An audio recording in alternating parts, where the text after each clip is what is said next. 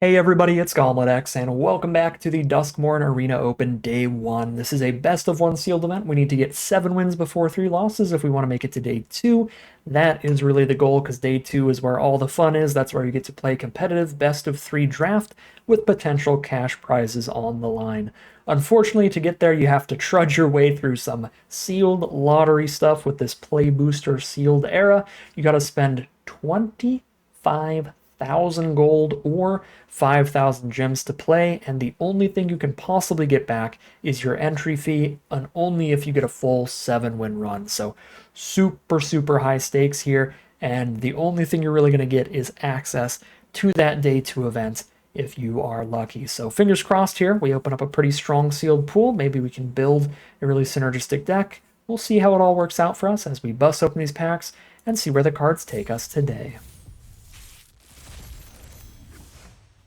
Well, we're playing green. We've got a Hauntwood Shrieker and a Valvagoth Onslaught, two of the best green rares, both of which also do Manifest Dread nonsense if we hit any of those kind of synergies. We've also got the Black Overlord. All of the Overlords are pretty powerful. I think the best one by far is the red one that shoots something every time it enters or attacks. Actually, no, the white one's the best, but I've never played with it because I've never opened it. So I always forget about it. I actually haven't played against it either. The white one is like, it makes 2/2/1 flyers every time you do anything, I think, when you play it or attack with it. And yeah, the red one's still really good. Those are like the really absurd ones, the white and the red, but the black, the blue, and the green are all also pretty great value. Black and green, I'd say, are probably the two weakest, though. The green just gives you a land. The black just puts a card from your grave in hand every turn. The blue one's probably right in the middle, because the blue one's like a 5/3 flyer. That's still pretty good. Anyways, all the overlords are good. If you see one, if you've opened one in any color, you should probably play it. And I am definitely over-explaining, because this is a very competitive event. I don't think most people are going to be watching this unless they already know the format pretty well. So let's just get into the sealed pool, shall we? Much better fixing this time already. A single Terramorphic Expanse is better fixing than we had in our last sealed pool, so I love to see that. We've also got the really solid Glimmer Lights. These are great for any deck with a decent creature count. So that's nice to put some more decent filler in our deck no matter what we're doing. If we're doing any Graveyard Synergy or Delirium stuff, Found Footage is also solid, solid filler there. Maybe Saw if we really need Flood Prevention. But these three are pretty exciting cards to have opened up out of the colorless. So now, very importantly, let's check out the multicolored, because the multicolored uncommons, these are the exact same multicolored uncommons I opened last time. Actually, weirdly enough, this means I'm going to have a lot of monocolored cards. We only have 3 multicolored cards in the sealed pool. That can actually be a pretty good sign. That means each of our colors should be pretty deep in terms of the quantity of cards in there. So that should give us a lot of options here. But yeah, only 3 multicolored uncommons. Obviously 2 green-blue Manifest Dread cards, plus we have 2 green Manifest Dread rares that we saw earlier. So green-blue Manifest Dread would be a great synergistic place to be. If we have the blue cards to support it, we already know we have the green mythics to support it, and it looks like the green commons as well. There's a lot of manifesting going on here, so that looks like a super exciting spot to be, and a pretty clear path off of our mythic rares and our signpost uncommons. But we're going to check each color individually, make sure that we have not passed by anything. And here our white actually looks very good. 2 copies of Optimistic Scavenger are excellent in any of the Eerie archetypes, so any deck's playing a lot of enchantments, and we have 2 trapped in the screen, which means the great removal spells on color are also enchantments to trigger that card. The awkward part is outside of those, there's 1 ethereal armor, so actually a pretty low enchantment count for wanting to do the Eerie stuff. But we have other good commons and uncommons. The Doll is great card draw. We've got decent removal with Seized from Slumber, as well as great ways to expand our board with like Plaything and Unsettling Twins being solid creatures on curve. So our white does look pretty dang good. Just not, having good rares and mythics quality quite. But outside of that, it looks like a really solid color. For blue, hey, look who it is. Paranormal Analyst. That is a Manifest Dread synergy card, so it would go great in a blue-green deck. Some of these other cards are kind of awkward here. Like the Erratic Apparition, we're probably not doing a lot of Eerie stuff, a lot of enchantment stuff. Clammy Prowler's normally just pretty weak in general.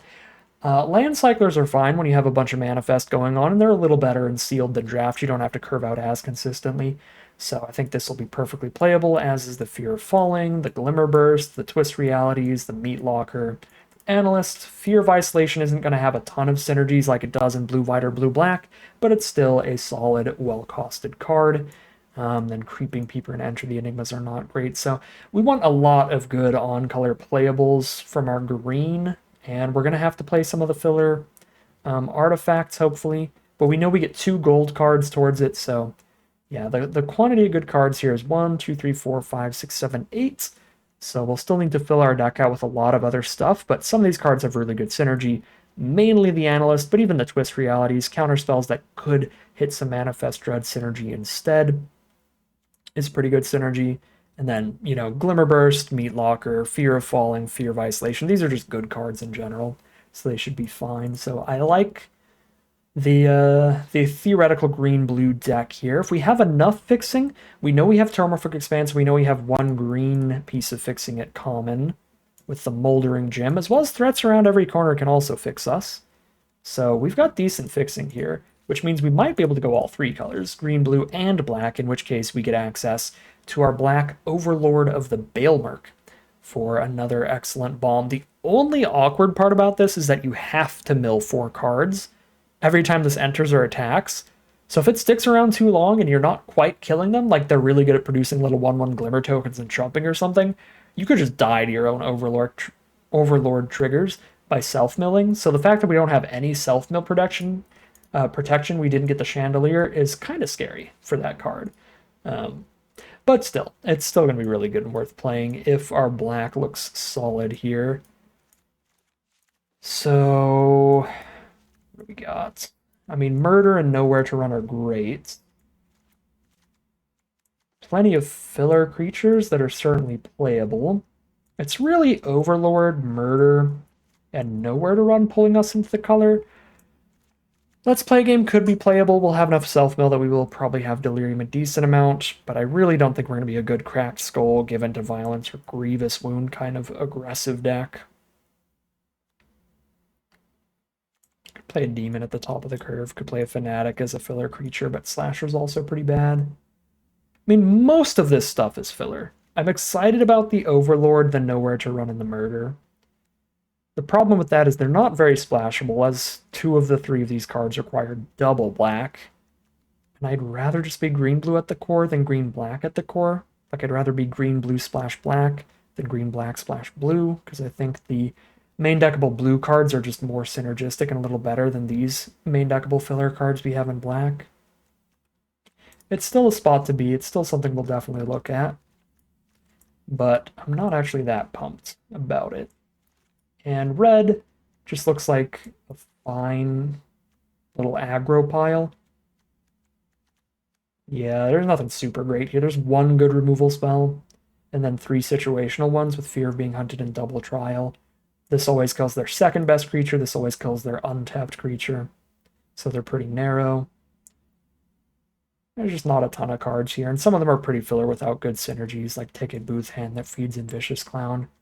Red's my least favorite color so far, I think, because most of the other colors are actually pretty good. So last but not least, I mean, I think it would take something insane to get me to not play this green.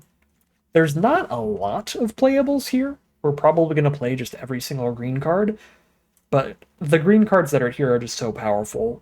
You kind of just can't not play Hauntwood Shrieker and Valgavoth's Onslaught, or Valgavoth's Onslaught, I always say that wrong. Kind of have to just shove those together as the strongest cards in the pool. So let's play those. Let's play the Glimmer Lights, drop the Saw, play the Found Footage as filler card draw. Trying to see if we have enough playables from just the multicolored cards and the colorless here that we might not even have to do the splashing. And that is the other thing that's actually a little awkward about the sealed pool I didn't notice.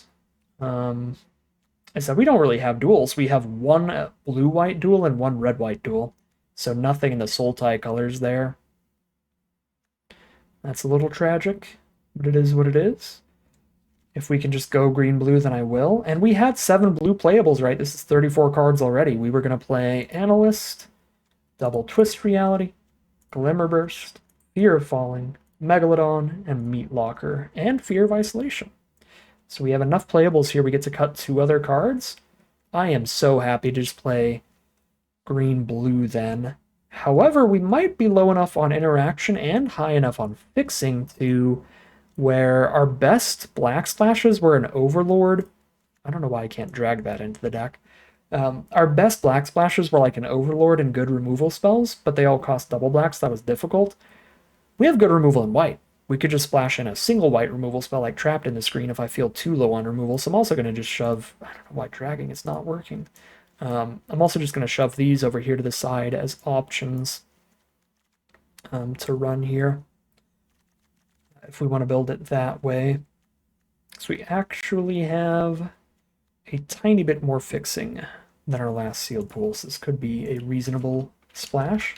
We have Moldering Gym, Threats Around Every Corner, Terramorphic Expanse, and Abandoned Campground. So yeah, for 2 copies of Trapped in the Screen, that really does not seem bad at all.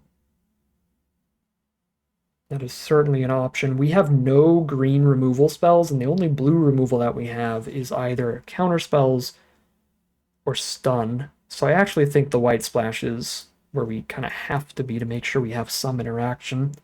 I mean, everybody's got more rares in sealed than they do in draft, so you need to just be ready for somebody to slam the white Overlord on you, or the red Overlord, or just any Overlord, really. You gotta be ready to Trapped in the Screen on occasion. The other thing that's nice about Trapped in the Screen... shoot, never mind. I was gonna say, it's pretty good with the uncommon 3-mana Manifest Dread card that picks up any permanent from your grave. We don't have that, we only have the common that picks up a creature or a land, sadly. Alright, so if we run the deck like this, do we have combos for Fear of Isolation? We can pick up Glimmerlights with it, pick up a Growing Dread with it. It's kind of legit. Pick up a Moldering Gym with it. Pick up a Meat Locker with it. Yeah, there's more than enough. I'll play the Fear of Isolation, although we do want to treat it more like a 4-drop, because we're not going to play it turn 1. We're going to wait till we have a 2 or 3 mana permanent out and then pick that up with it, more often than not. So put it there on the mana curve. However, our mana curve is better than it looks because... Alright, now I've put all of the Manifest Dread cards and the Token Producer up top, except for the Twist Realities, because these are going to be counterspells probably half the time. I might even cut them double blue when we're doing 3-color. Might be a little restrictive at just 3 mana. Plus, we're not going to be holding mana up that often. It's a lot of tapping out on curve, as you can see by all these cards we want to play on their respective turns. So I'm going to put these over here for now. They're not instant cuts, but they're definitely cards to consider cutting. Anyways, our creature curve is way better than it looks. We actually have 6 2-drops. Yeah, because we have all those. Pretty good. Okay, at least 4 cards here. We don't actually have like Delirium and like huge graveyard synergy stuff, so I think the found footage ends up being pretty filler. Even Say Its Name to a certain extent, kind of filler in here. One of the best things Say Its Name can do is like pick up your big bomb creature and let you recast it if you top deck this late game, but we only really have like one of those. Insane to pick up with it. Like picking up a Bookworm or an Analyst is pretty good, but 2 mana to do that, to cycle into that. Creature count is essentially 2, 3, 4, 5, 6, 7, 8, 9, 10, 11, 12, 13, 14, 15, 16, 17, 18. That's a million creatures for a deck that isn't super, super aggressive. Definitely want to be more mid-rangey, hopefully extending the game towards hitting an onslaught. We just don't really have the great, like a bunch of Meat Lockers or a bunch of removal to push through damage and be super aggressive. I feel like Survivors are the creatures to cut here, just as the least synergistic cards in the deck. You really, really want to be able to clear a path for these things, so good combat tricks and good removal are some of the best ways to get multiple survival triggers off of these. So one of the best survival creatures, since it has haste, it comes out of nowhere. You can get that first survival trigger more often than a lot of the other cards, but we still have like no combat tricks and very little removal for getting anything else out of it. So I still think it's like the worst synergy card out of everything in the deck here. Except for like a Cautious Survivor, and that's also just a 4-mana 4/4 mostly. So those are like the potential creature cuts. Inspector's not great, even if you are a dedicated Manifest Dread deck like this, but I don't mind having another 3-drop here. We've got 3 things to play turn 3 at least. Because we're not always just gonna meat locker their 2-drop. Or their 3-drop on turn 3. So yeah, just playing an Inspector to the board is still fine. Yeah, I like these cards that I've set aside as the potential cuts here. Feeling like Footage, Survivors, probably all 3 Survivors in the Footage is reasonable. I'm already going to be really sad every time I Manifest Dread mill my Onslaught away. Do I just, like, for sanity purposes, cut Say Its Name, so I also Say Its Name it away never? Again, I don't think Say Its Name's that crazy in here. We just don't really care about our graveyard at all, anyway. I suppose so. Then we can play the double counter spell to have a little more interaction. Ooh, I overcut. Accidentally. Do I want to play an 18 land deck here? Maybe? I mean, Onslaught's insane at like 7 mana, ideally. We've got so much to do with our mana. Got 5 mana things to unlock and 6 mana things to unlock, and flipping up anything that we've manifested earlier, and extra 1 mana to soak into equipment to move things around if we need to. This would not be the worst 18 land deck I've ever built. And 18 lands also does help in 3 color decks because it makes it so you can still have the same numbers of your important main 2 colors while having, 3 of your splash. So we can have 3 of our splash, but also like 9 of each main color, which helps a lot when we have double blue cards and double green cards at 3 mana that are both really important. I might just do that. We have an even split of blue and green cards here. Right now, I have made it so we have 1 more blue source than green sources. What do we have for fixing? We've got Threats Around Every Corner, and Moldering Gem, and Terramorphic. If I mill a single Plains off of Manifest Dread, I mean, if I ever see a Plains off of Manifest Dread, like if it ends up on the board face down, then I can't tutor it out with Threats Around Every Corner, or Terramorphic Expanse, or Moldering Gem. So that alone makes me want to kind of run 2, even though I only have the 2 trapped in the screens. So that is a little awkward.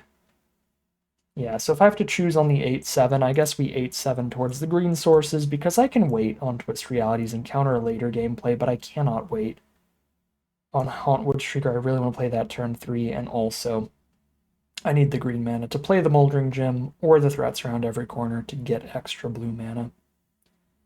So the green can help get the blue, but the other way around is not really a thing. Alright, so this would be the 18 land deck. Take another look at the sealed pool and see if there is something that I would rather play than an 8th green source, but I think this is a very reasonable deck to run 18 lands in, so there probably won't be. Yeah, certainly none of the blue cards are going to get run over an 18th land. I don't think any of the other white cards are quite strong enough to justify splashing in another white spell here. And then as we move over to green, I guess we could play Seized from Slumber, maybe. But as we move over to green, yeah, it would be just a filler survivor creature, or the Say Its Name. Yeah, I feel like it's 18th land or Seized from Slumber for the final playable here. You know what, I think our fixing's good enough. I'm actually going to 7-7 it here, then. And actually play this Seized from Slumber. Right, because it's like 7-8 green sources thanks to Terramorphic.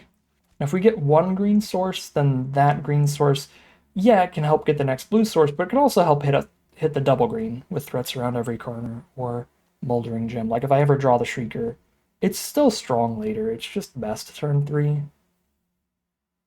I mean, looking at the mana curve as well, I don't mind going 9-6. That might be a little bold. But I do think another Seized from Slumber over another land is fine here, because it's like 17 lands plus here, because we have, you know, the gym and the threats when we hit those mana values to pull out extra lands. Wish I had some centipedes. Centipedes would go hard here. They'd be way better than Inspector. We've also got an Island Cycler, actually. Sure. It's kind of like 9-8. I'll just Island Cycle a Megalodon. It'll be fine.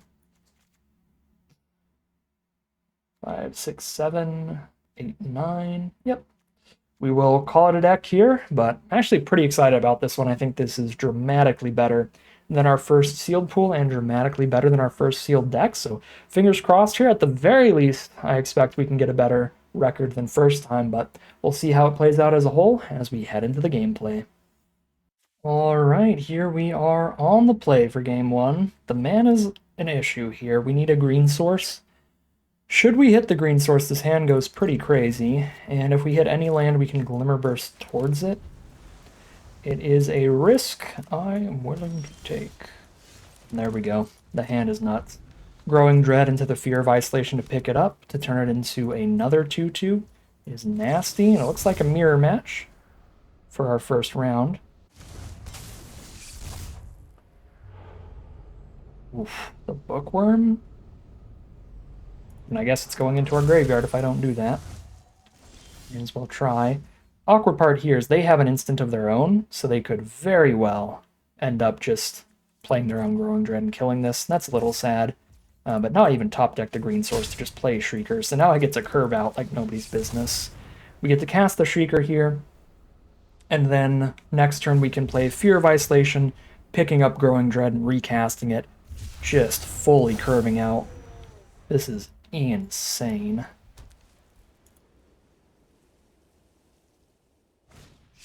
Defiant Survivor. Unluckily for you, you're on the draw, so that card's pretty bad. Excellent on the play, though. Well, they're going to kill the Shrieker, but it's still going to give me value here. I feel like we just jam, right? Make sure I've got the mana up to flip these up if I want. Ooh, a Cryptid Inspector, flip up for 2, and then start getting a bunch of counters. Alright. Shrieker gets to trade off, and we're up a creature from it. Flip up Inspector. Boop, boop. I can flip up the Bookworm as well and then just draw a card here instead of making a 2/3 flyer. That also makes Inspector bigger, so it's actually pretty much just as much stats on board. Problem is it's a little weaker to another removal spell from our opponent. I think I'm just gonna go for spreading the board out here and making it harder for them to recover.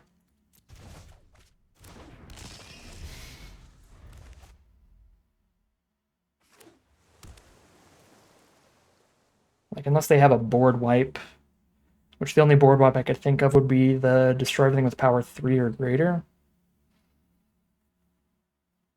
And this probably plays better. Just getting a filthy wide board. Ghostly Keybearer, hello there. No, you theoretically stop the flyer. Growing Dread and flip the face down. Kill there. 4, 5, 6, 7. Yeah, I guess you do stop the flyer, don't you?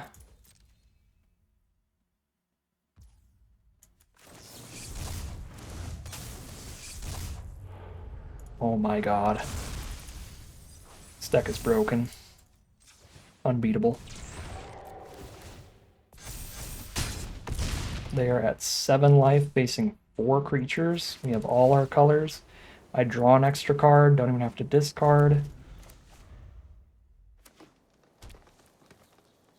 Next turn I can flip this up and shut off one of their flying blockers to just kill them in the sky. It's exact lethal in the sky alone by shutting off Ghostly Keybearer.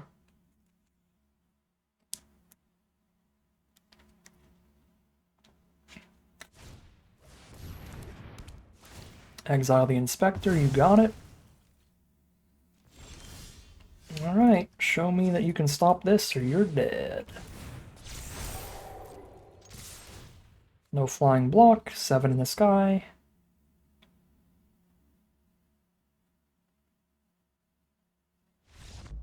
unstoppable curve out. Our opponent just had no shot there. That was nasty, nasty stuff from this sealed pool. 1-0 it is, heading into game 2. Alright, game 2 we also don't have the green source. Play a Glimmerlight no matter what, and then a Twist Reality on 3. One green source finds the second with threats around every corner. And again, I don't like need green mana until that's turn 4, but never didn't have it. Mana's just going excellent this time.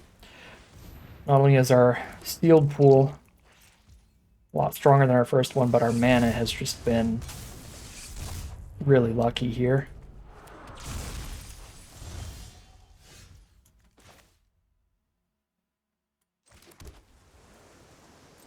I think we're just gonna hold up the Twist Reality here. If they don't cast a spell, I'll just make a 2/2. Or if making a 2/2 is better than countering their spell, because we have the Growing Dread on board to make it even bigger. Okay, a 3/2 Vigilance is a little stronger than a Manifest, I think. 3/2 Vigilance is going to keep getting bigger, because there are 3 colors that are good at doing eerie stuff. Playing a lot of rooms and everything. Okay, hey, hello there. I'm going to have double green for you, so don't mind if I do.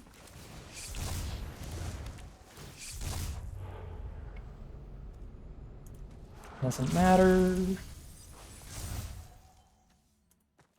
I guess with no graveyard recursion in our deck, anytime we're playing against blue, we should always put the spells onto the board.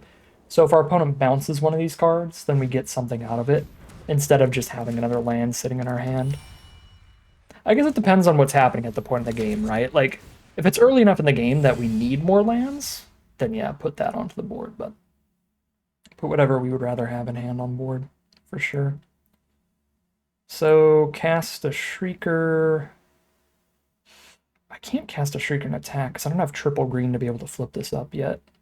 For 1 and a green, sadly. I could just attack and flip this up. I'm not playing the Shrieker yet, but that's probably okay. I'm at 18, I can take the crackback. Okay, take 2, sure. Then I will just go for the Shrieker here. Shrieker Glimmerlight.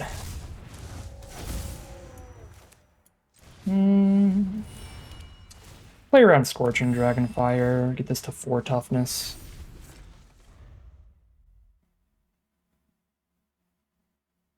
They could have the other common red removal spell, or any other color of removal could work here. Dang it! They had the other common! I should have known which equally likely card they could have had.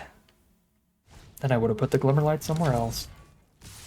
Defaced Gallery is very good with the Tunnel Surveyor. That's not a nice thing to see. Okay, well, it's just a forest that's never flipping up, so might as well kill the 2/2 with that.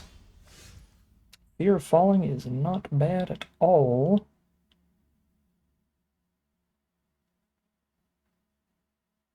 Sending in 2 2/1s on the crackback. Block with a single 4/4. Already somewhat stops counterattacks. I think we're jamming, right?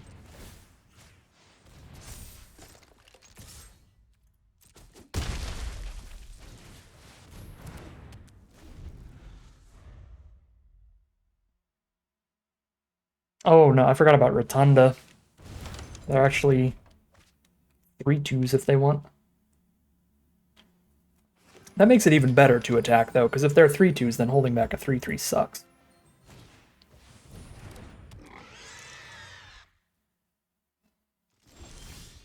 Alright, cool.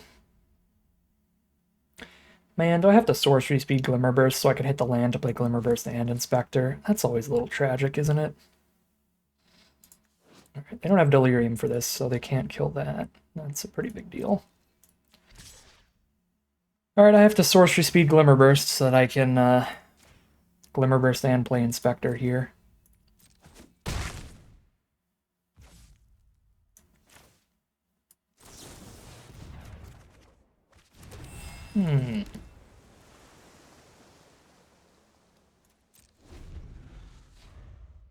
Never mind.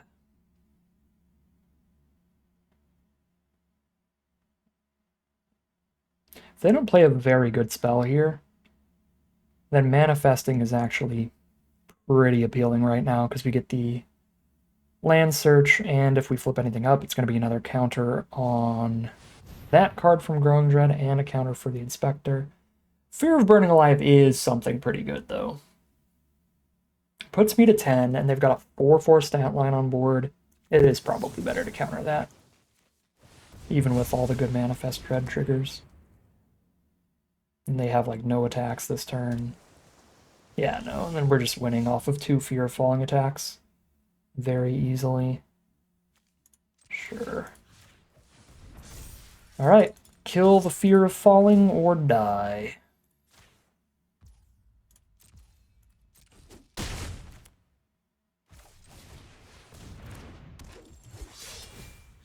You know what? I'm playing around them top decking another Glassworks. We're going to leave it at 5 toughness. Okay. 2-0. It is beautiful stuff from the deck and some lucky draws here. We had 2 slightly risky keeps here, and immediately first draw step hit that green source each time. So things are going great for us for now. We are 2-0 heading into game 3. Ooh, mono green this time, you say, but any land gives us Moldering Gem, which gives us the blue source. So we're going to keep that. And then Moldering Gem also gives us the 4th mana for threats around every corner, which hits the white source. If I draw 0 lands in the first 3 draw steps, that is unlikely and very unfortunate, because that will be a problem. Alright, we found a land, but our opponent is on a real aggressive start for Sealed. 2-drop into 3-drop curving out on the play. I'm scarified. Yeah, it's all flyers here, which is a pretty big issue for us. Miss a land for turn, and they've got all their mana up to counter whatever we play if they want. Literally nothing I play is going to block any of their damage. In the interest of playing around a counter, do I actually just Glimmer Burst here? I think I Glimmer Burst. It's probably going to be, honestly, almost as good as threats around every corner if it resolves, because the 2/2 body is not going to hit the board. It's not going to do any blocking anyway. And Glimmer Burst gets us 2 cards closer to just playing a land for turn when we're missing land drops here. Okay, cool. They had a Meat Locker. Well, they still have a Meat Locker to activate, which is rough. So if we play a flyer, they're just going to Meat Locker it. We need to trap the Cheerleader, probably.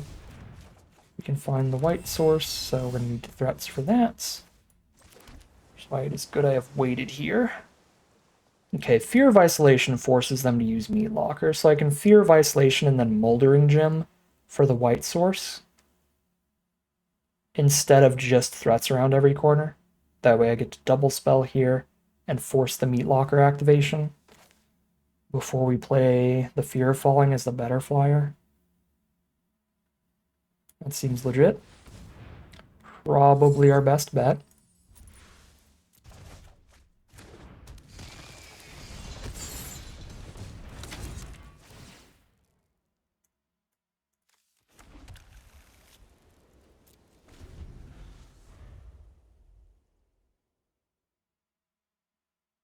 So Meat Locker Fear of Isolation hit for 4 is half the turn.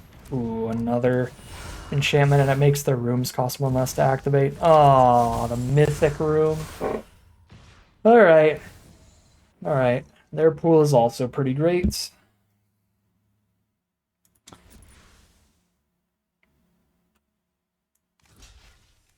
Well, let's see the combat trick then. We're gonna have to get that out of the hand anyway. Wow.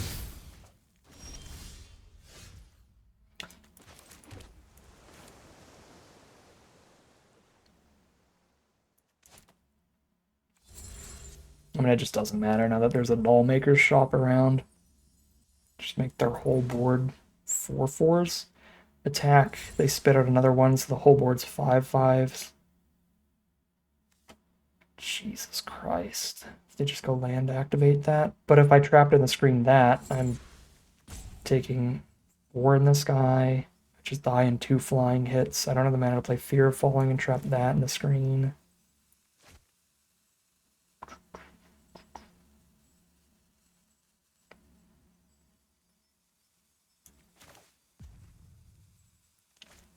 Yeah, I don't see any possible way to live here, but I guess we just play it out, because maybe they will fall asleep on the keyboard or something. You never know.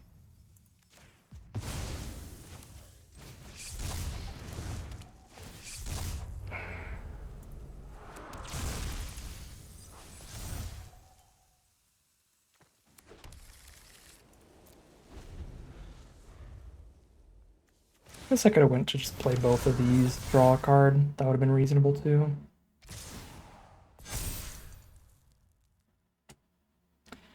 It's exactly big enough to hose me.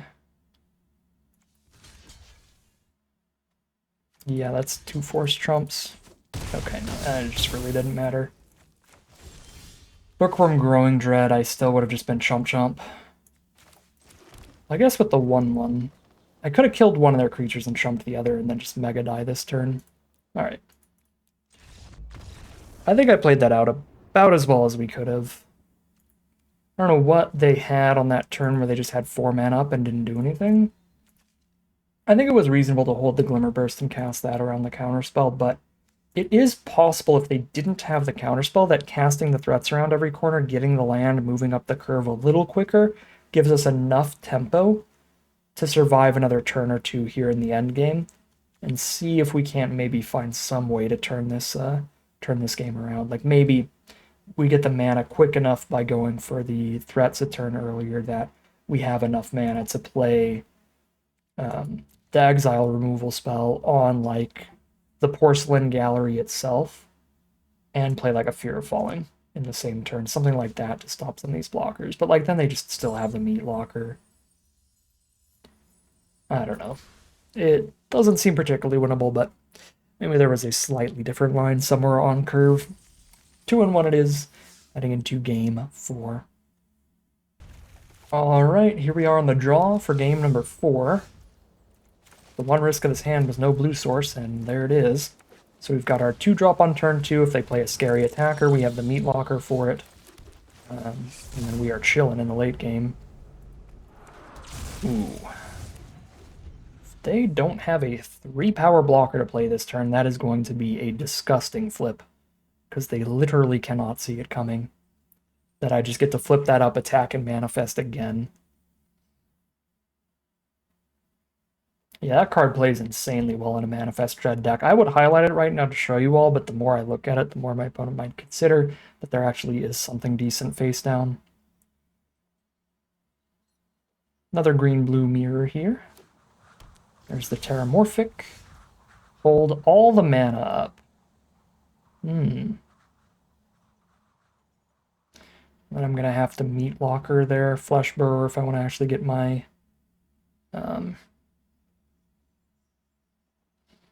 Manifest Dude value. I guess the best way to play it out is probably to flip it up at the end of their turn and then cast Meat Locker during our turn. Right? Yeah, so we play this land to make that a possibility.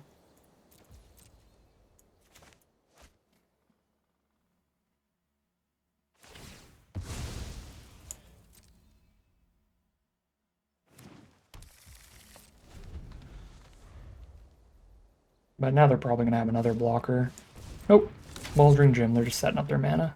Cool. Do they have land for turn alongside it?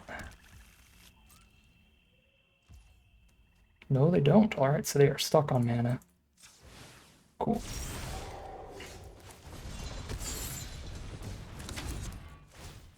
Meat Locker with the Burrower to get the Shrieker rolling in. Tap land out here and pass.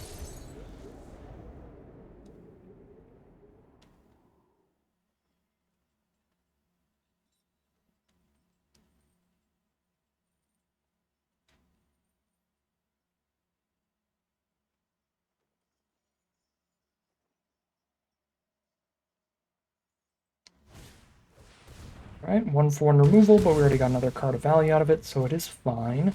Got a 5/5 trample they can recast from the grave. If they have Delirium. Two card types for it right now.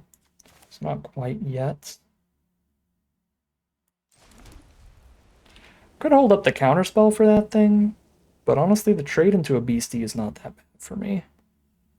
If I want to keep playing to the board here. And then if they do it, I trade with the beastie. If they don't, I've got more power on board for later. So I also have the removal spell for if it resolves and you get through the beastie somehow. I'm just going to play the beastie here.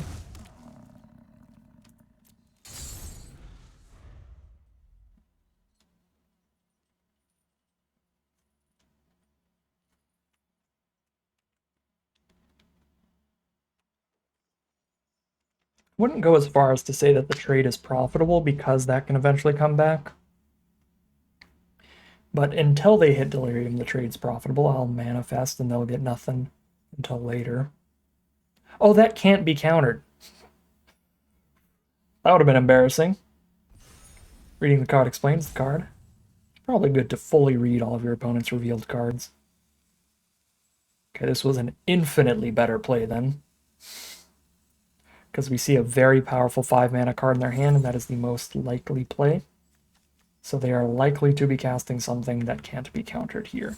It is still possible they'll cast something else, so it's not like there's no merit to holding up the counter spell. But when you know your opponent has a great 5-drop that can't be countered, it's way safer to not hold up the counter. And which is why I'm going to lose the whole game for that decision, even though it was correct. That's magic, baby. Well, I have exile removal in this deck, but Tyvar can't get killed by anything except exile removal or a counterspell, basically.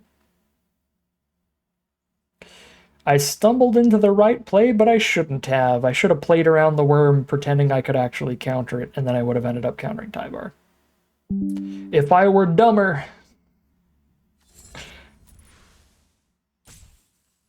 Oh. And really wanted to counter the uncounterable card. It would be so golden. Wait. Shoot. I guess if they trade Flesh Burrower into my Beastie here, I can actually seize the Tyvar, but then I'm dealing with this big Trample Worm. We are in a rock and a hard place here against the double rare. It happens.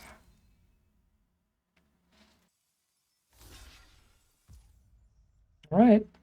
I guess we're going to seize from Slumber Tyvar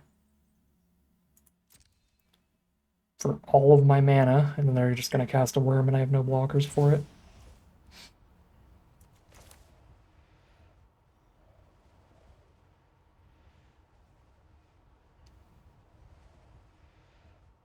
Yeah, I'm trying to just double check everything. This just seems like the best we've got. We just have to kill Tyvar while we can.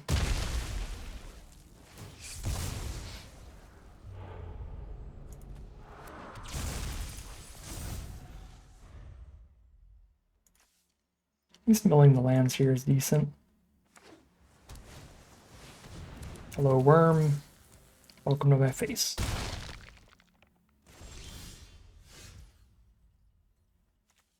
Five 7 versus a 5/5 is kind of clutch.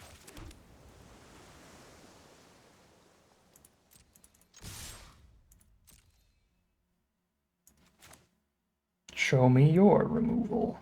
Show you.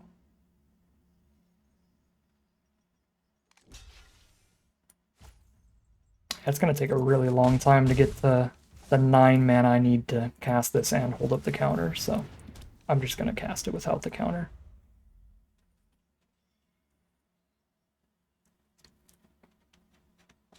That's 3 more turns minimum, and we're incredibly unlikely to draw 3 lands in a row.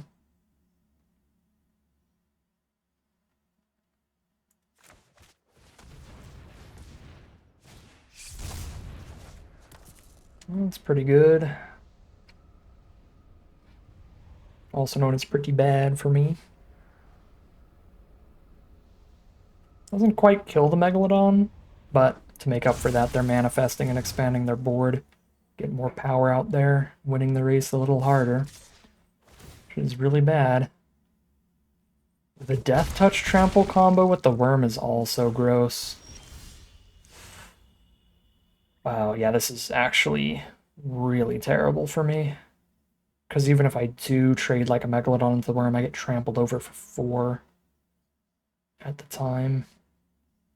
They've only got 1 card left in their hand. Holding up a counterspell can't be right at this point, right? They're so much more likely to be flipping this up or activating Weight Room, neither of which I get to do anything about with the counterspell.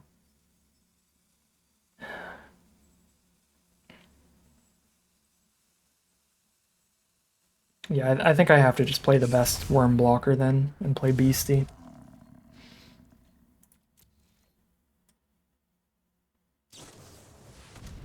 Alright.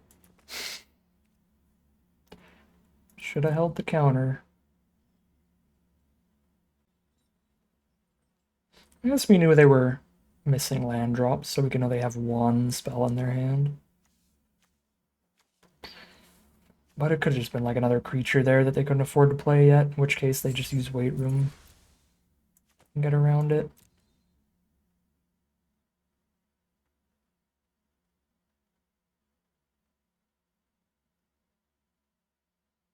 Okay, life, block, block. Well, now they just send in the Worm, put me to 3, and then I die no matter what I do next turn. Oh, god dang it. Yeah, I have to find something better. I have to immediately hit the exile removal for Worm.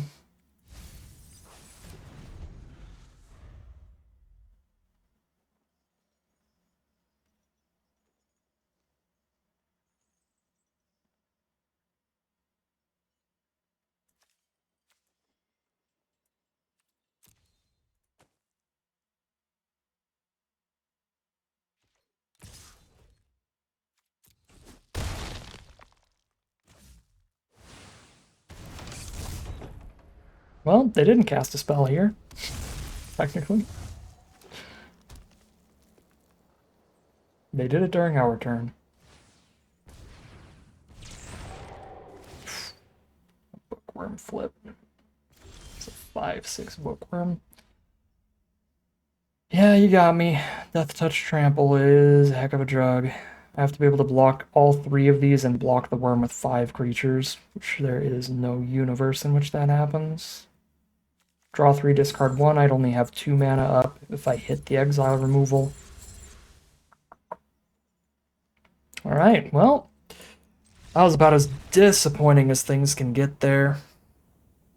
Brutal game of Magic, where the biggest play of the game, the biggest turn of the game where things could have gone differently would have been like, we could have gotten rewarded by going for like the objectively worst line of seeing that they have exactly 5 mana, a great uncounterable 5-drop, and deciding, you know what, the best play is to hold up my counterspell. If I did fully hold up the counterspell there, then the turn they go for the Tyvar, I get rid of that immediately, have the leftover removal for this worm, stop a lot more of this nonsense and this damage that it's gotten in here. That was the biggest turning point of the game. I think, I don't know, I played it out 100% right, but the way to win this game would have been playing it out so wrong. Like, unless you are just prophetic and just know they have Tyvar in hand, I don't think you ever make the play of holding up Twist Reality. And so you just lose. All right. 2-2 it is, heading into game 5. Here we are on the draw for game 5. We've got Analyst into Manifest Dread, which is pretty good value. We also get to Terramorphic turn 1. Get our white source guaranteed and get our tapped land out of the way. Another green deck. Green-white from our opponent so far. The Flesh Burrower to start things off. Here's Analyst.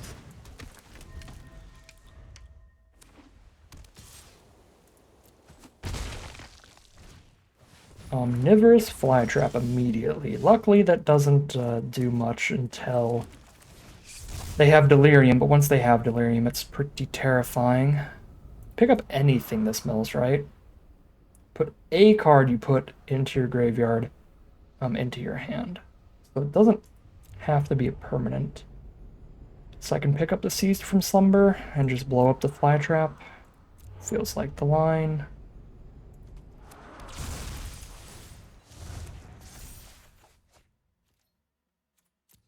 Play a Glimmerlight, hold up a 2-mana Seized from Slumber. Or play a 2-mana Seized from Slumber if they tap the fly trap here. Alright, they're not going to. They will play around it.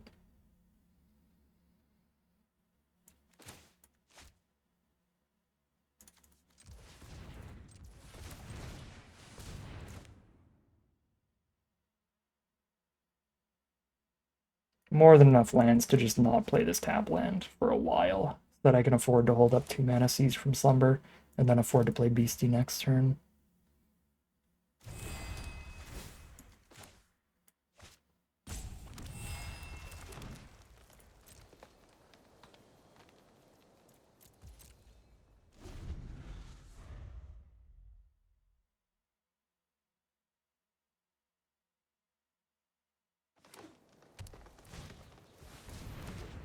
My lord, have mercy, please. The 3 in a row.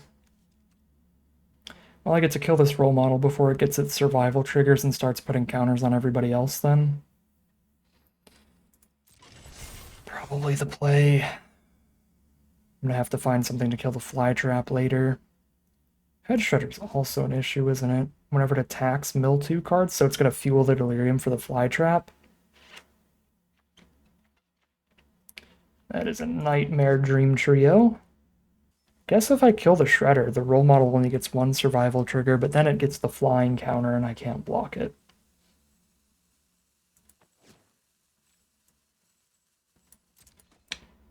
I have to try to trade Beastie into the Shredder, and then that just means that Fly Trap is going to get going.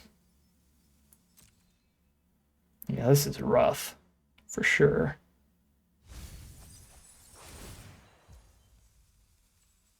And they're even ramping off the Shredder, not just filling the grave.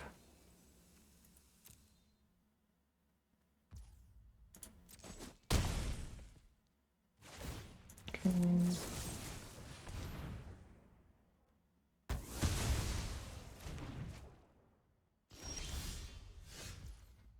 Not a good draw, but we were just going to play Beastie this turn anyway. Actually, let me play my dual land untapped. That's nice. Cute. We'll take it.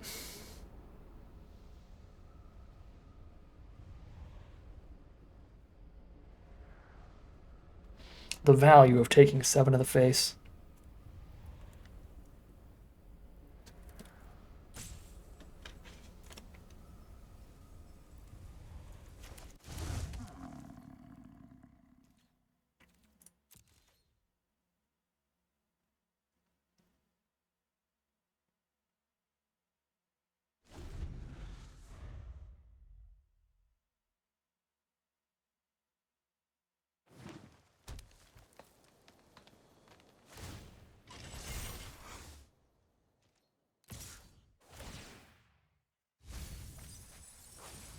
There are multiple +2/+2 tricks in this format, so I think I block with 7 power here. And if it's one of the bigger tricks than that, that's kind of devastating, but... There's 3 mana +2/+2 trample, there's 1 mana +2/+2 flying, those are both at common, so that feels like the best thing to play around here.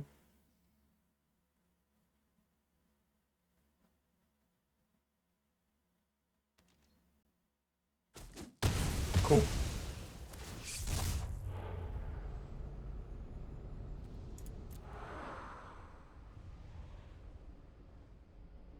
A revealed counterspell is significantly weaker than an unrevealed one, but still probably stronger than a Glimmerlight. I'm gonna draw the Twist Reality. If nothing else, it's actually going to be another 2/2 that draws me a card. Forgot about that. We can always just manifest with it.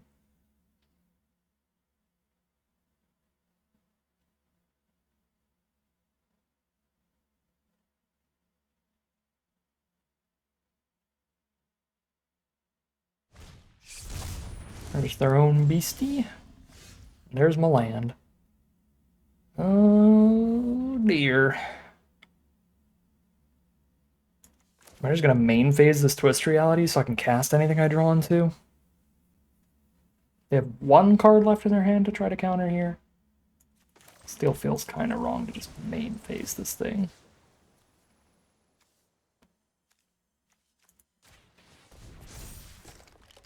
I'm still gonna have 3, 4, 5, 6, 8 power out. They get 2+1/+1 counters. They can make this 6 toughness. Yeah, we just kill this when it attacks it and let the beastie be giant and just chump it. And we've got enough stats to do that.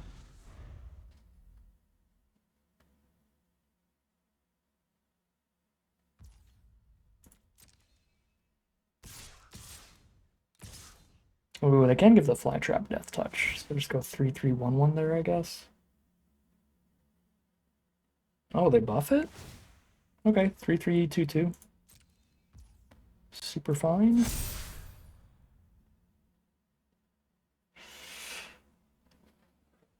I think it's important enough to kill the Flytrap to play around a combat trick here. Even though I could, in theory, do this and then double block Burrower.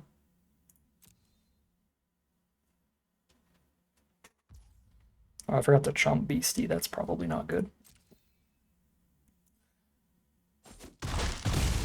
Now I'm more likely to die to the +2/+2 flying trick for not getting the chump in there. I do feel like against white in particular, it's pretty solid to actually go for some chumps somewhat early because of the +2/+2 flying combat trick. Although now I have a 1/1 to block a 3/1, so worked out okay. Alright, let's dig through the lands, shall we? Well, there you go. So that to the board and the other to the hand. Beautiful. Ooh, and another Twist Reality? That is the sickest. Alright, 3/3 to trade into their 3/3 Death Touch. 1/1 to trade into the 3/1. And slowly but surely get ahead with this Paranormal Analyst.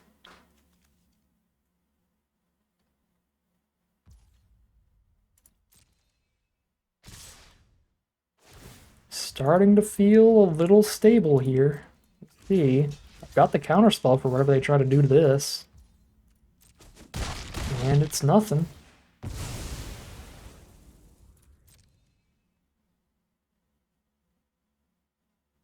If they cast nothing here, I think it's certainly worth the 2/2 plus draw a card again. Okay. 2/2 draw a card. I already got more than enough lands. I think I'm just taking the weight room for the bigger manifest.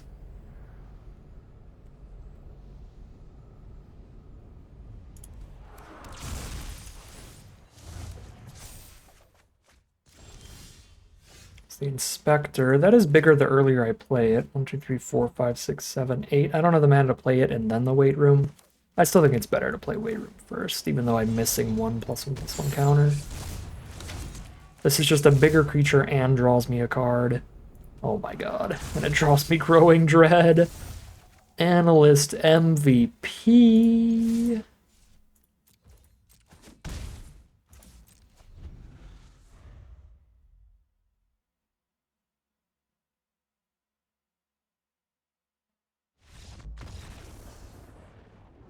Scary game, but Analyst kind of, not single-handedly, we needed a good chunk of blockers to trade off and some removal, but Analyst really grinds out the game and lets us stabilize and come ahead and card advantage after the trio of rares trying to just slam into us early. I mean, they did do some scary combos there early, got a good chunk of damage in, but luckily just enough removal, just enough blockers to extend the game long enough for Analyst to really show off its power level, and we are now 3-2 heading into Game 6.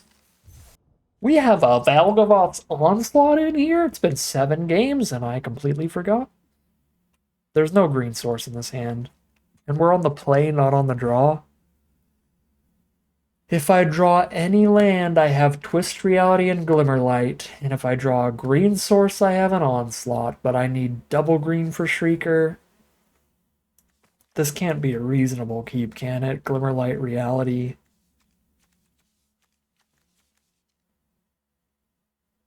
It wants to draw a lot of lands. It wants 2 green sources for Shrieker. It wants at least 3 lands for Onslaught. I hate mulliganing this, but I think I have to. Well, it's got Onslaught, so it's better. Because it has lands in Onslaught. Just ditch a 5 and play this on 3 and this on 5?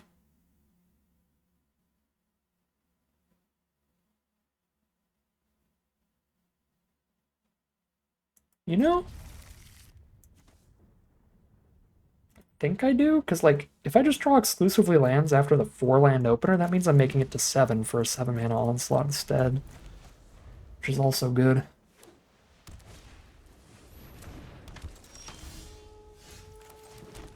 Okay, the one issue with keeping more lands would be if our opponent has a really aggressive deck and turn 1 Scavenger is horrific in terms of presenting a ton of damage early. Yeah, green-white again. Last green-white opponent was one of our most aggressive matchups. Oh. Please no removal in your opener.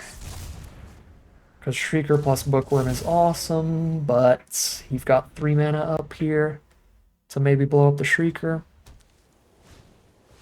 No removal! Let's go! I will trade Shrieker into a 3/3, make a 2/2 and draw a card off of it. That is more than enough of a trade in my favor to do so. Okay, I don't get to flip the thing for free because it's just dead. Whichever it is. But I do draw a card. No blocks! Whoo, baby! They thought I had a trick. You love to see it. Now they're going to have to actually spend removal on it instead of just spending a Cult Healer. Oh, that's not removal. That's not removal. Am I in Magical Christmas Land this game? Maybe not. Cult Healer does go quite a long way towards outracing us here. Shrieker Onslaught is more than enough to win a game. I am gonna throw a Bookworm under the bus here to not get completely Cult Healer outraced. Oh, they've got the 1 mana trick. Man, that is brutal. Alright.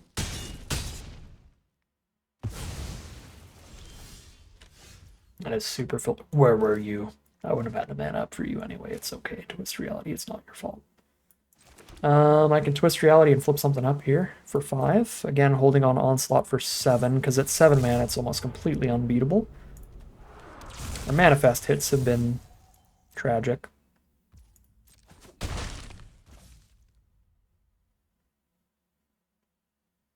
I can't hold up the Counterspell and play the Inspector.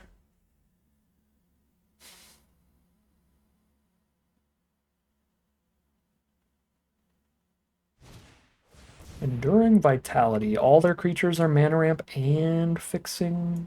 Feels good enough to counter. Also gives them lifelink this turn with Cult Healer.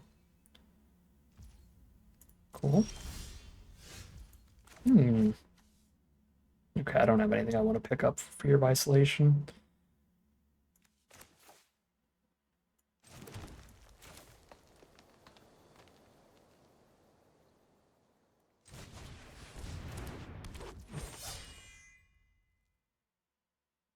Yeah, Fear of Isolation is actually kind of awkward here because I really don't want to pick up a land. I've already played my land for turn and I really want to have 7 next turn.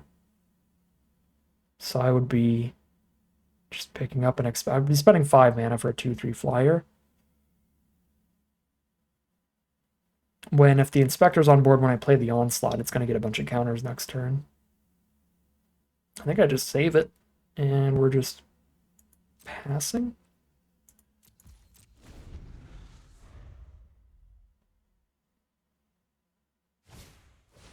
Moldering Gem. Alright, they're still going to get some ramp.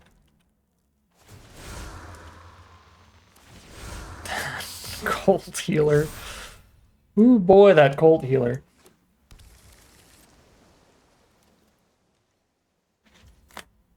No attacks. Let's see how he likes 3/5/5s. What do you say about that? Colt healer. Ooh, one's an analyst.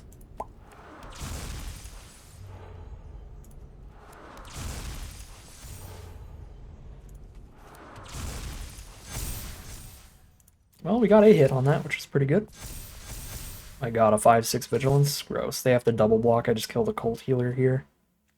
It's not like Inspector's actually getting that much bigger here. We have one more flip. Yeah, I mean, just getting a 5 out of the way is perfectly worth the attack, or just getting 5 damage in.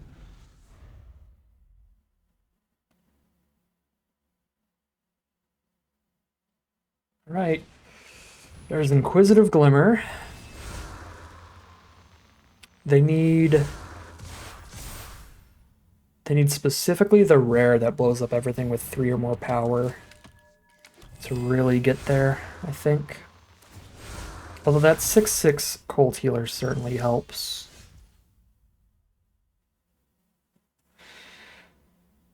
Okay, is there anything to Fear of Isolation up here?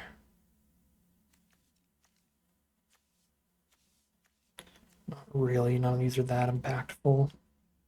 Just gonna Fear of Isolation up a land.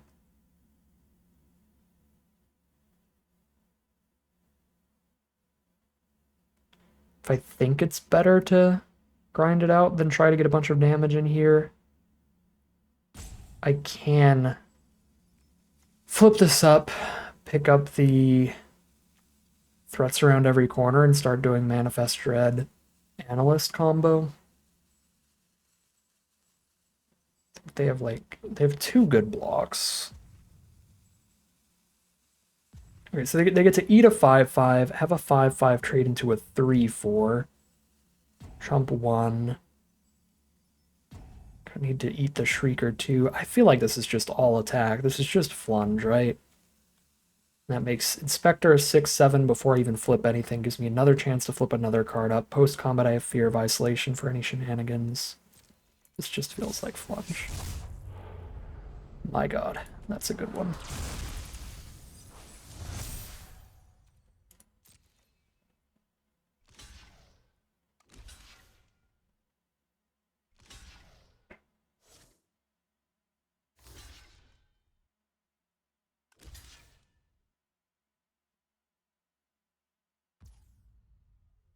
Okay, this is more damage when it's not flipped up, so we're just going to leave it like that.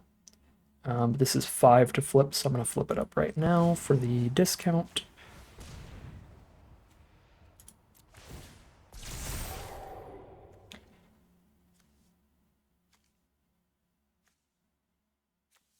All right. Accept that and then play the flyer. They're at 5 against all of this.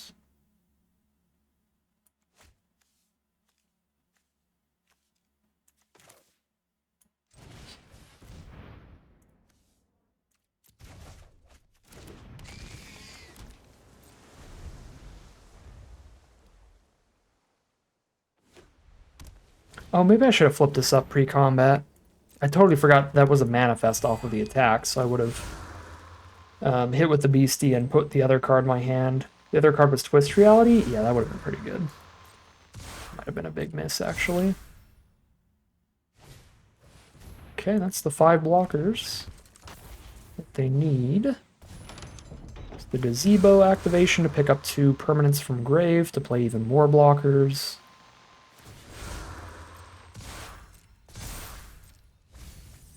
Might have to just be in the sky at this point. Oh. Oh no, I didn't notice they have a Zamone. Luckily, no flyers or reach creatures still over there. So try to go for Fear of Isolation kills.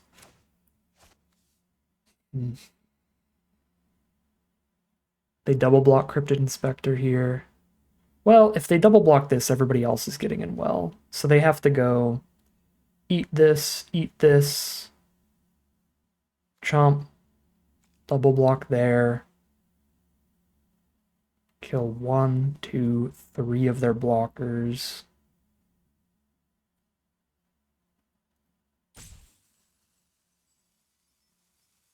They're just going to play 4 more blockers next turn. Unsettling Twins and Zimone. Yeah, 4 more blockers. I guess Zimone doesn't play a blocker until they have 9 lands. Nope, they have 6, so they just draw a land, and Zimone is going to be 2 blockers. The 1/1 and a 7/7. This does feel like my last opportunity to try to find damage on the ground, but we're just not going to find damage on the ground anyway. So just poke in the sky. Save Inspector to be able to block Cult Healer, so they don't get any lifelink. They don't have any enchantments to play. Oh no, they have Wait Room for a lifelink swing. Make it a 7/7. I've got the 8/9 blocker because I can flip Analyst.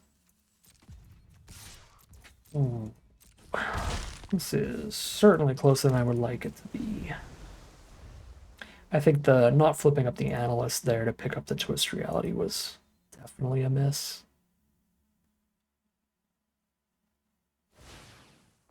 Yep, go for the Wait Room for the Cult Healer lifelink here, but they'll need 2 more counters on it for it to be a good attacker here. So they top decked another Jump Scare.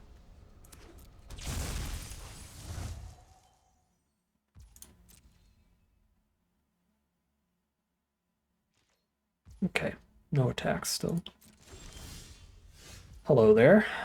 That is pretty good.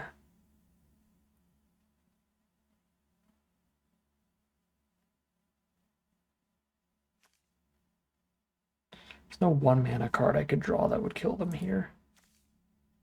So I think I do that post-combat still. Because I have to spend 8 mana. I need 2 to flip this and then 6 to play that.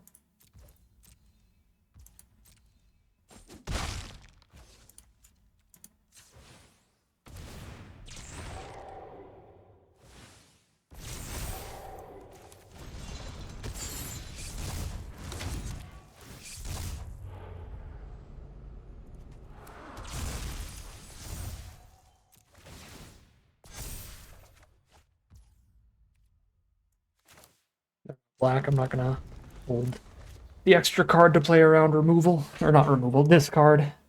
They're not gonna have the random, each player discards a card thing. Okay, still no flying or reach. They have to chump attack with Cult Healer, and they don't have a enchantments to even gain the life here. Okay. I mean, obviously life totals we were way ahead, but they had some really firm board presence for trying to turn that game around there, so still a very stressful one. But that brings us up to 4-2 now. Pretty positive record no matter what, but still at the no reward slot. So see if we can't get at least 1 more win here, get some of our gems back. But obviously, the goal in any of these runs is that full 7 winners. So fingers perpetually crossed here as we head into round number 7. Keeper Mole.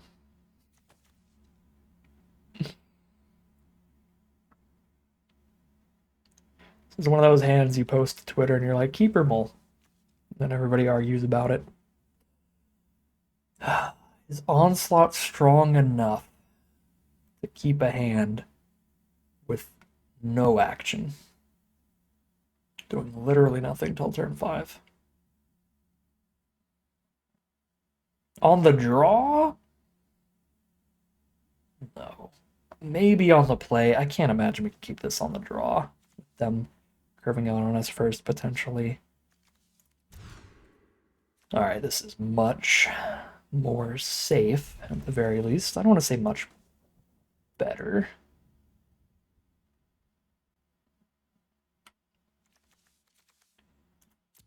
Because it is lacking the endgame power, but it's way safer. Ooh, Trapped in the Screen. That's another card I don't think I saw too often. Let's get the... There's another green source here. I have no idea what I want off of this Terramorphic Expanse. We have double blue cards and double green cards. I guess I could just play Campground into Manifest Dread and then figure it out on turn 3.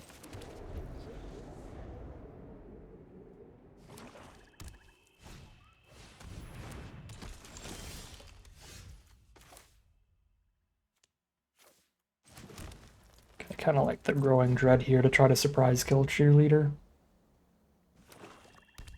Instead of just like Manifest Dread, and then they might have like the Sorcery Speed removal to kill it.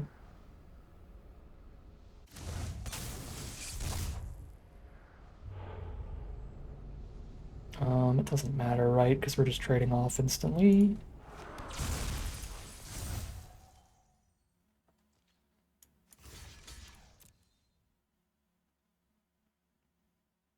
If they have to combat trick here, that could still be bad for them, because they only have 1 white mana. So if they have to use the +2/+2 flying here, that could stop them from casting like a 3 mana white creature this turn. Or even a 2 mana white creature this turn, because they've already played land for a turn, playing another black source. It's like, even if they do get to 1-for-1 trade a combat trick into our creature here, we could be getting good tempo off this block. Okay, they have the Popular Egotist. So that amount of thinking makes me really want to pull open Notepad here and type combat trick in all caps. 3 MV or less. We know they have a 3 mana value or less instant in their hand they could have played. And if it was removal, they would have killed it pre the blocker step. So that makes it really likely that it was a combat trick with that amount of thinking. So here's Manifest Dread now. Well, I still don't know if I want the blue or the green source more, but I'll just take the green for now, and threats around every corner. We'll find the second blue. That seems reasonable.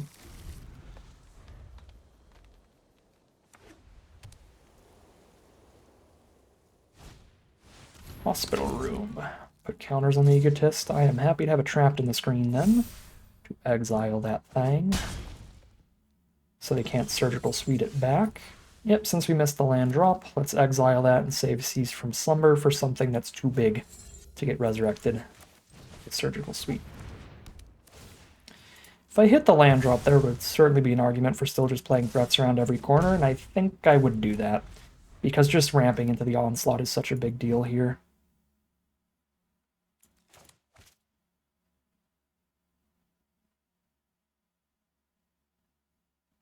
I'm just going to sweep back a Cheerleader now.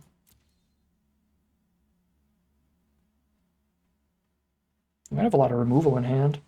Luckily our deck's pretty good against removal, because a lot of our threats are just going to be a bunch of manifested cards. Trying to get value. Alright, well, we're about to get got by the combat trick, even though we know it's there. Because I don't have enough mana to do anything else. But trade one of these creatures into the 1 mana +2/+2 or whatever they've got here.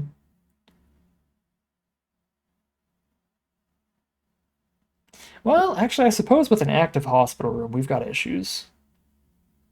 Because that means they're attacking it as a 3/3, and if they have the +2/+2 trick, they kill both our creatures on a double block. So we double block whichever's not going to be a 3/3. Unless the trick is +3, which the only +3 trick in the format is in red. It's a +3/+0 instant. So we double block whichever is going to be a 2/2 here. If they just attack with a 3/3, we just don't block. Because then we get 2-for-1 by the trick.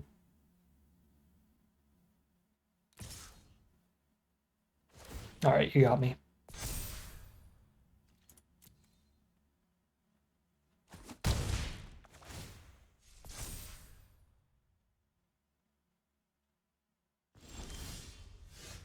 Sweet.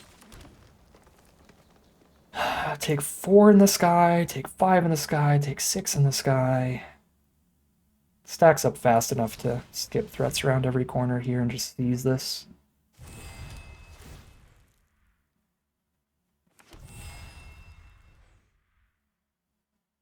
If they want to use the combat trick defensively, is that fine?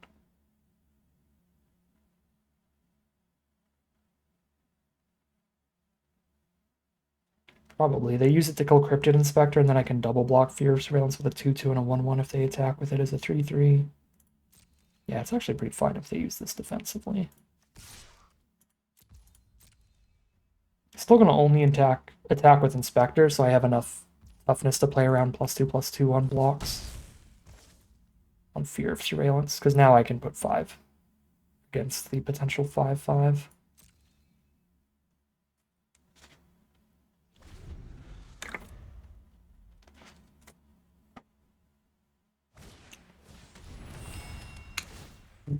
That's 6 now. Get wrecked, even though you know what's in my hand. God dang it, I hate Magic sometimes. I love it and I hate it. I know they have a +2/+2 trick, and it doesn't matter, that card is still insanely good here. Because my blocks are abysmal. Because I need the mana for Seized from Slumber, because we're missing land draws.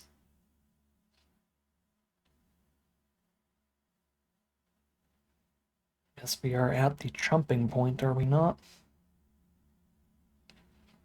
So if it is the white trick for +2/+2 flying instead of the black trick for +2/+2 lifelink, then it means they're going to easily find a lethal swing at a later turn. If I just take 4 here, go to 9.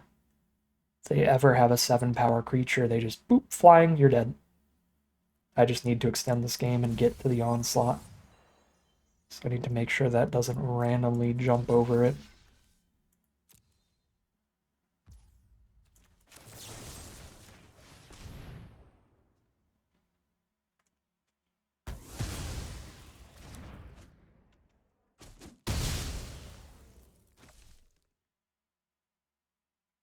Now the +1/+1 hexproof trick also technically a possibility, but the way they've been attacking has been much more indicative of a +2/+2 specifically. Because if it was just a +1/+1, I could have still done the Uber block on Fear of Surveillance there. Man, I'm going to miss one piece of Analyst value, but I just have to get to Onslaught mana.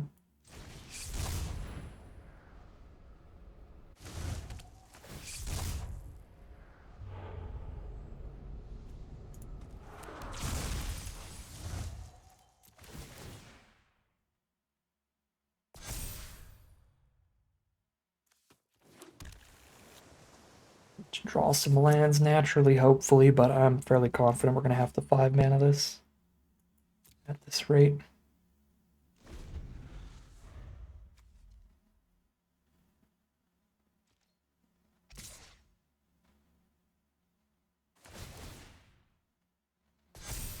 Make it a 7/7 here. Kill Inspector, my face down. Hopefully they kill the wrong face down.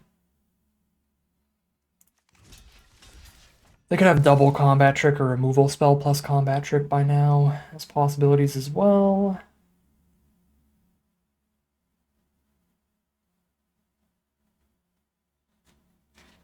But I no longer have particularly good chumps.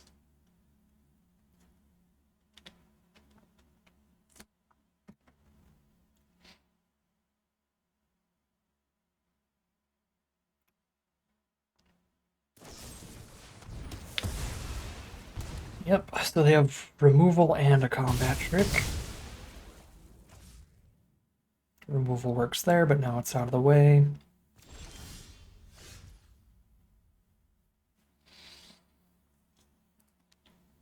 This might be it. Just needed to draw lands to play naturally.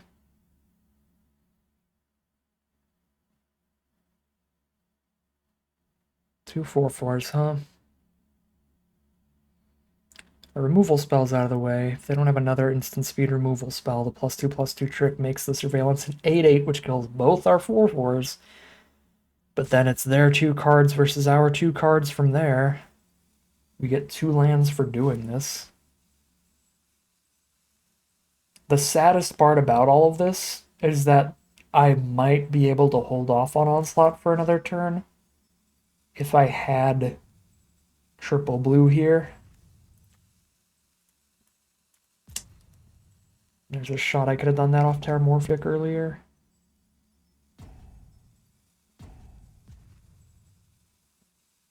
Man.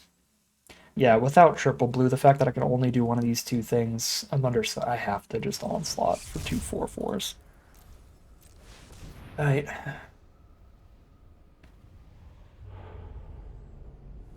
Well, whatever I pick is just gonna die. Those were theoretically good hits, though.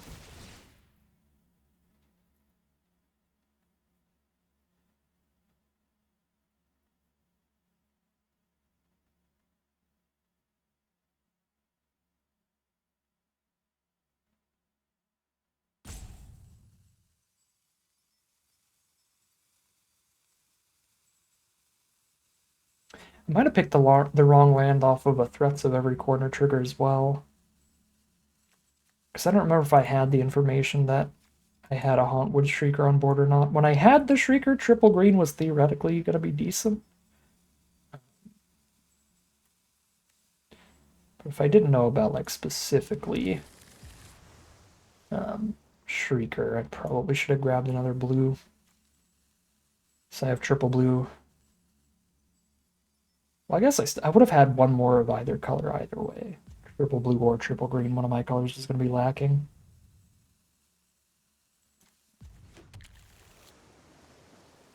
I'll just overcorrect here.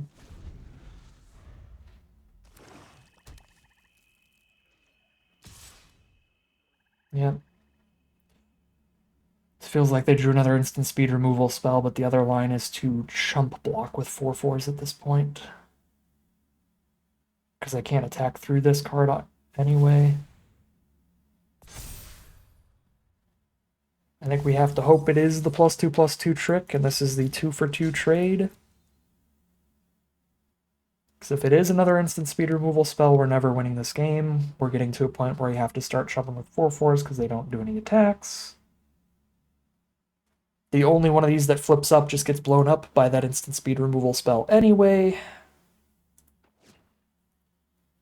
Because I'm not going to have the mana to flip it up and twist reality the counter spell.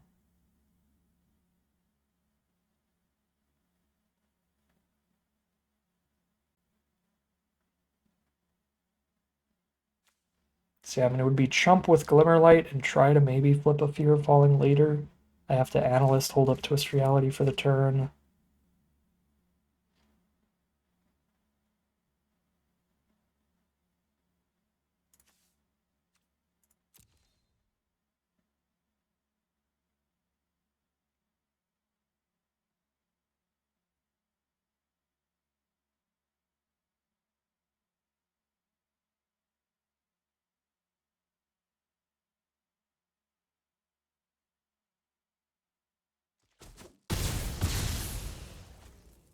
Don't even do the trick.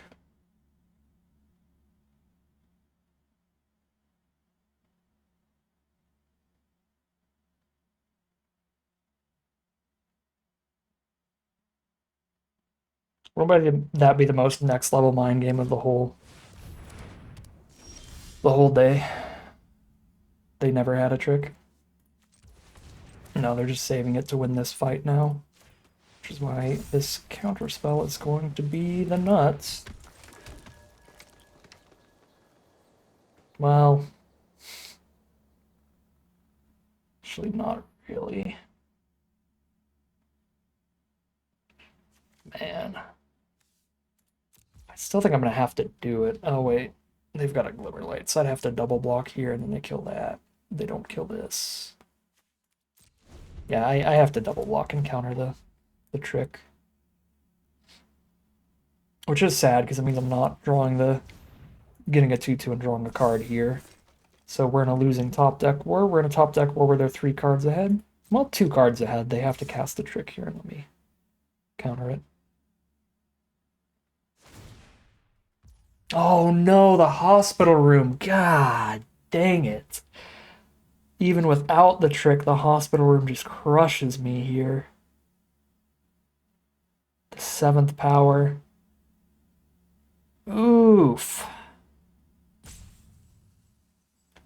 I have to chump with my manifested card then, right? Infinitely better than chumping with Analyst. God, that sucks. And then I'm just going to die to the trick next turn because it can give flying if it's the white one. Oh, those are great. Awesome draws for Analyst.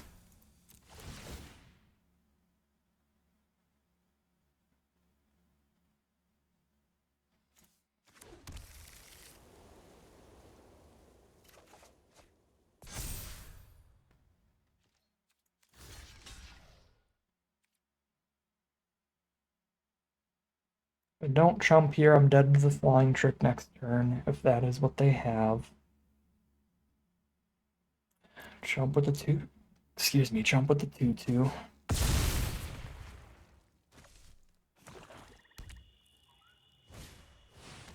Gross. And they just have the natural flying threat to kill me with the flying trick next turn. Alright. Top it off with the best way possible, please.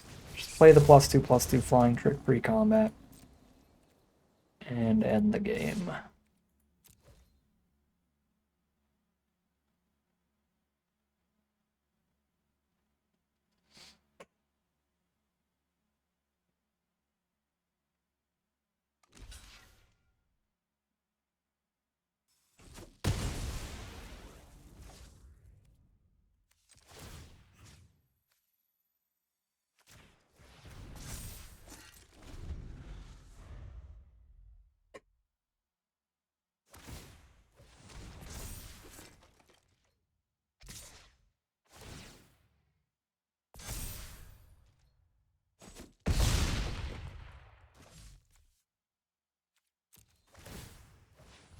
You just have a land cycler in your hand and you had to go make some coffee or something? Okay, it doesn't matter. We're dead anyway. I guess the whole time it was just holding for the land cycler. We cast the spell, they waited for like half a minute. We declared the block, they waited for like 40 seconds. But they had nothing relevant. It was just the land cyclers holding in their hand. I mean, that's kind of the funniest way this game could possibly end. I don't really think there were a ton of opportunities to get in a much better spot here. The biggest, worst thing going for us was just not hitting the early land drops we needed to get to that onslaught sooner. Tragic ending to this run. Got one last manifest at least. Unless they want to take the 6. When their best play is to take the 6 here, I have no cards in my hand. I should have kept the land in hand, but there's no card. There's no one card that would turn this 6 into lethal anyways. They would still probably just take it. But technically, if I didn't play the land and then attacked with that, there's a chance they chump and maybe the manifest finds me something to not die. But we're very dead to just spirits with the Glimmerlight and the hospital room. Hospital room, absolute MVP here. Those extra +1/+1 counters were just ruining blocks at every single corner.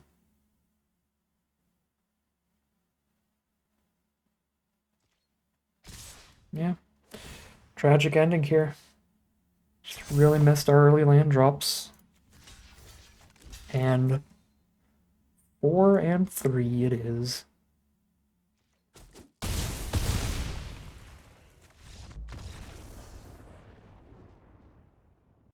Alright, well, here's another final look at the deck here for this 4-3 run.